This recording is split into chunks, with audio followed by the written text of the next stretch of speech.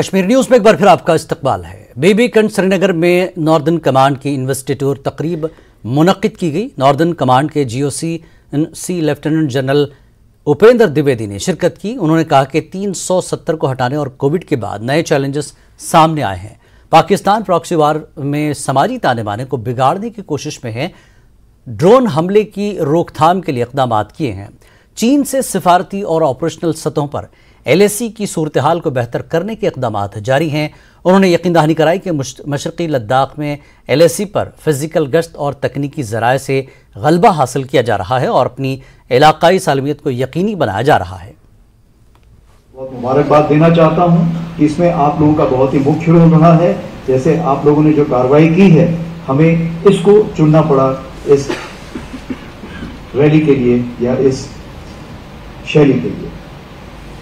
Northern command ने सीमाओं में यानी लाइन ऑफ कंट्रोल और लाइन ऑफ एक्चुअल कंट्रोल और भीतरी इलाकों में सफल अभियानों के जरिए लगातार अपनी क्षमता का उत्कृष्ट प्रदर्शन किया। जम्मू कश्मीर और लद्दाख में असामाजिक तत्वों द्वारा उपद्रव फैलाने के प्रयत्नों के विरुद्ध नॉर्दर्न कमांड हमेशा ढाल बनकर खड़ा रहा है और भविष्य में भी रहेगा। जब कभी भी देश की संप्रभुता पर किसी ने आंख उठाई है, भारतीय सेना ने उसी भाषा में जवाब दिया। पिछले 2 वर्षों में आर्टिकल 370 को निरस्त करने, गलवान संघर्ष और कोविड-19 की कई लहरों के मद्देनजर नई चुनौतियां पेश की। इन चुनौतियों ने केवल हमारे संकल्प को मजबूत करने और प्रतिबद्धता में दृढ़ रहने का काम किया। लाइन ऑफ कंट्रोल पर स्थिर बनी हुई है और सीज फायर कायम है। इन्फिल्ट्रेशन के किसी भी प्रयास को विफल करने के लिए हमने बहुत सख्त निगरानी और टेक्नोलॉजी एनेबल्ड बहुत स्तरीय काउंटर इन्फिल्ट्रेशन ग्रिड को बनाए रखा है। सीज फायर वॉलेशन की कोशिश या विरोधी द्वारा किए गए किसी भी दुस्साहस से सख्ती से निपटा जाएगा। काउंटर टेरर ऑपरेशंस के सभी आयामों में हमारे सैनिकों द्वारा प्रदर्शित उच्चतम प्रोफेशनलिज्म और सिनर्जी ने गतिज खतरे को सीमित किया। विगत 1 साल में जम्मू कश्मीर यूनियन टेरिटरी में सिक्योरिटी और स्टेबिलिटी के सभी मापदंडों यानी पैरामीटर्स में उल्लेखनीय सुधार हुआ।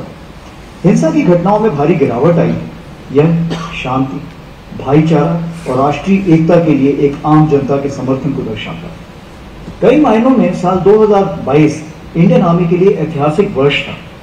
लाइन ऑफ एक्चुअल कंट्रोल की बर्फीली चोटियों पर तैनात हमारे सैनिकों ने उन कठिन इलाकों में भरपूर सतर्कता बनाए रखी है, जो कि सेना के प्रशिक्षण, प्रभावशीलता और दृढ़ संकल्प का स्वर्णिम उदाहरण है। LAC पर यथास्थित स्टेटस को एक तरफा रूप से बदलने के चीनी प्रयासों के प्रति हमारी प्रतिक्रिया एक तेज, निडर और समन्वित कार्रवाई थी।